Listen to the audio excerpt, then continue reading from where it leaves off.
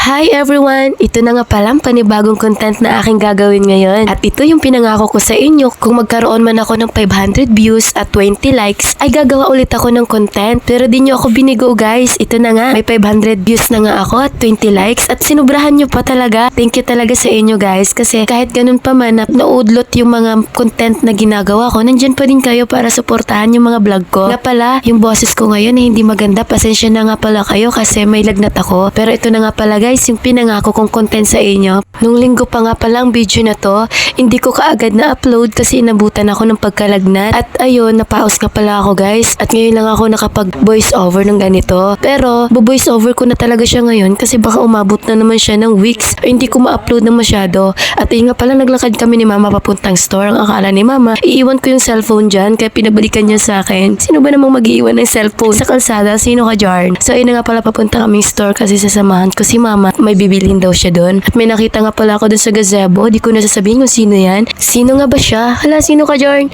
Hala, baka magtampo. So ayun na nga guys, papunta kami store. Hindi lang pala ako ang kasama ni mama. Meron pa pala siyang isang kasama. So ayun na nga, di ko na sasabihin kung sino. Ayun, naglalakad ako dito. Balabala kung anong ginagawa, ganyan, lakad-lakad. Kasi ang ganda kasi pag may taga-video ka. Kasi kung naglalakad ka, makukuha na ng video. Pero pag wala kang taga-video, naku, nakakahiya gumawa ng content. Kasi ilalagay mo saan-saan yung cellphone mo, tapos babalikan mo ulit. Gaya sa nangyari kanina. Kala ni mama, iiwan ko yung cellphone doon. Pero, iba yung akala niya kasi nagbablog ako. Magkaiba kasi kami ni mama, siya nagsasalita sa maraming tao. Pero ako, hindi ako nagsasalita Baka ano yung sabihin ng iba. Dati nagsasalita ako. Pero ngayon hindi na, kasi paintinto yung vlog ko. Baka ano sabihin ng iba na nagsasalita ako saan-saan. Nandito na nga pala kami sa store at ayun, namimili ako dyan kahit wala naman akong bibili. Sino ka dyan? Wala akong pera para mamili dyan. Pala sinamahan lang namin si mama dyan. Ayan, papili-pili moment nga pala ako dyan para sabihin may bibilhin ako pero sasamahan lang si mama. At sino nga palang taong to? Hala, sino ka dyan? Sino ba yan? Okay, next topic.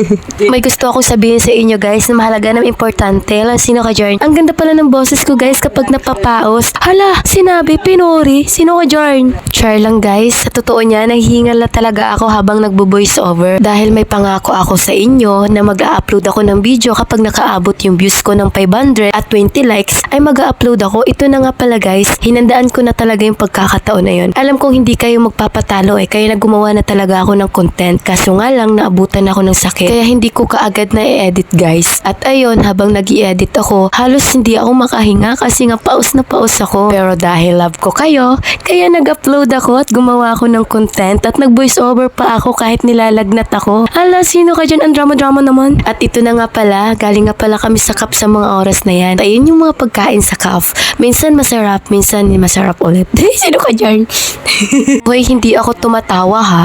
Gusto ko lang sabihin sa inyo ang sarap ng pagkain namin ngayon. Kaya nga nananaba na ako Ang dami nagsabi sa akin na tumaba na daw ako.